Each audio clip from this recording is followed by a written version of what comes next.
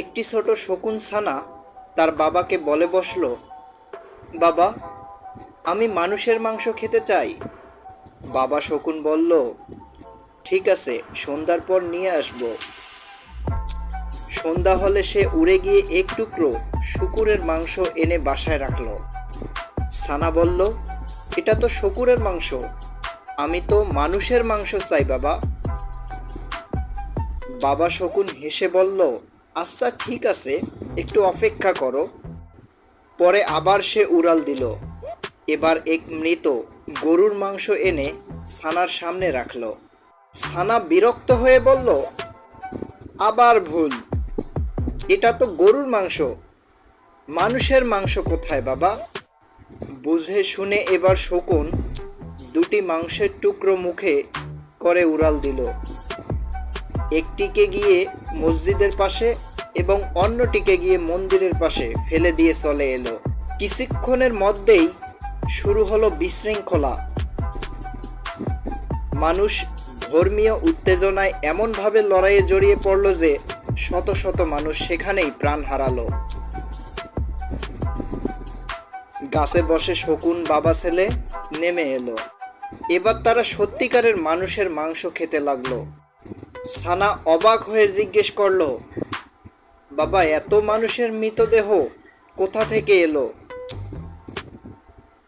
বাবা শকুন শান্তভাবে উত্তর দিল, মানুষ নিজেদেরকে সৃষ্টির শ্রেষ্ঠ জীব বলে দাবি করে,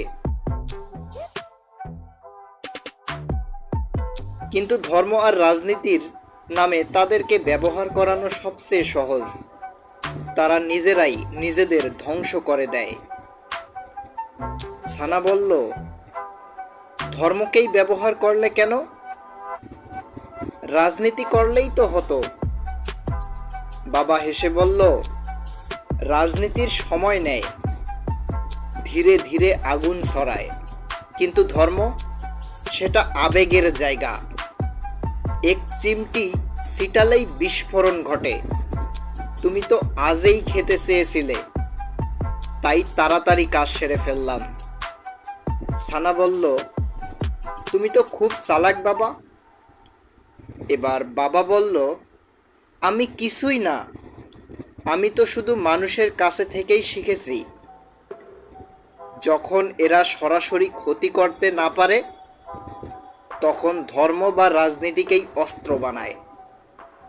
এটাই হলো মানুষের স্বভাব। আর এখানেই মানুষ সবচেয়ে বড় ভুল করে বসে, যার ফলে নিজেদেরকে নিজেরাই ধ্বংস করে ফেলে। এর থেকে বেরিয়ে ভালো মতে বুঝে শুনে কাজ করা দরকার।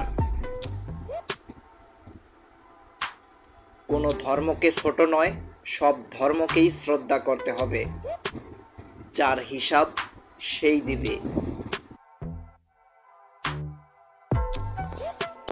আপনি যদি এমন সব মোটিভেশনাল ও নৈতিক গল্প দেখতে পছন্দ করেন, তাহলে আমাদের চ্যানেলটি সাবস্ক্রাইব করে আমাদের সঙ্গেই থাকবেন। আমরা প্রতিনিয়ত চেষ্টা করব আপনাদের জন্য এমন সব স্টোরি নিয়ে হাজির হবার।